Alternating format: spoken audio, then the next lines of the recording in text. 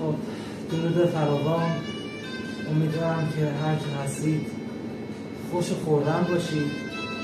اینم یک تروفه بسیار زیباست که پارسال سال 1401 از قروق اختصاصی یزد آوردند و